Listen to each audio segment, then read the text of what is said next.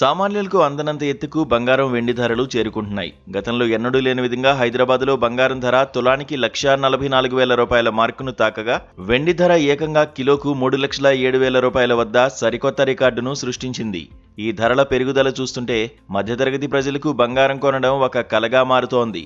కేవలం ఏడాది కాలంలోనే బంగారం దాదాపు 80%, వెండి ఏకంగా 192% లాభాలను అందించడం విశేషం.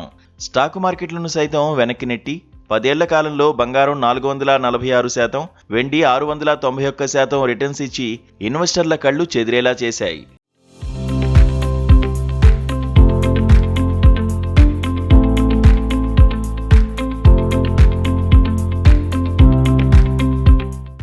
అంతర్జాతీయ వేదికపై మారుతున్న భౌగోళిక రాజకీయ పరిస్థితులే ఈ ధరల పెరుగుదలకు ప్రధాన కారణమని విశ్లేషకులు చెబుతున్నారు. వెనిజులాలో అమెరికా జోక్యం, ఇరాన్లో నెలకొన్న అస్థిరత, డొనాల్డ్ ట్రంప్ విధిస్తున్న వాణిజ్య సుంకాల హెచ్చరికలు ప్రపంచ మార్కెట్లలో అనిశ్చితిని పెంచాయి.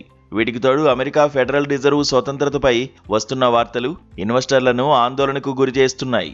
మార్కెట్లలో రిస్కు పెరిగినప్పుడల్లా పెట్టుబడిదారులు సురక్షితమైన మార్గంగా భావించే బంగారం వైపు మొగ్గు చూపుతున్నారు.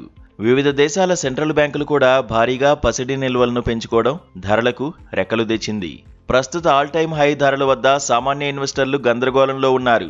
ఈ నేపథ్యంలో ప్రముఖ ఆర్థిక సంస్థల నిపుణులు కీలక సూచనలు చేస్తున్నారు. ధరలు గరిష్ట స్థాయిలో ఉన్నందున ఇప్పుడు ఒకేసారి పెద్ద మొత్తంలో పెట్టుబడి పెట్టడం ప్రమాదకరమని హెచ్చరిస్తున్నారు. కొత్తగా కొనేవారు ఎస్ఐపి పద్ధతిలో చిన్న చిన్న మొత్తాల్లో కొనుగోలు చేయడం ఉత్తమమని చెబుతున్నారు. ఇప్పటికే మంచి లాభాల్లో ఉన్నవారు తమ పోర్ట్ఫోలియోలో 40 నుంచి 50% వరకు లాభాలను స్వీకరించి విక్రయించడం ద్వారా తమ పెట్టుబడిని సురక్షితం చేసుకోవచ్చని సూచిస్తున్నారు. భౌగోళిక ఉద్రిక్తతలు సద్దుమణిగే వరకు ధరలు ఇప్పుడప్పుడే తగ్గే సూచనలు కనిపించడం లేదు. అయితే మార్కెట్ ఒక్కసారిగా దిగివచ్చే అవకాశం కూడా ఉన్నందున రిస్క్ తీసుకోవడానికి ఇష్టపడిన వారు ధరలు స్వల్పంగా తగ్గే వరకు వేచి చూడడం మంచిది. బంగారం ఎప్పుడూ దీర్ఘకాలంలో రక్షణ కవచంలా పనిచేస్తుందని, కాబట్టి ధరల ఒడిదుడుకులను చూసి ఆందోళన చెందకుండా అప్రమత్తంగా నిర్ణయాలు తీసుకోవాలని నిపుణులు స్పష్టం చేస్తున్నారు.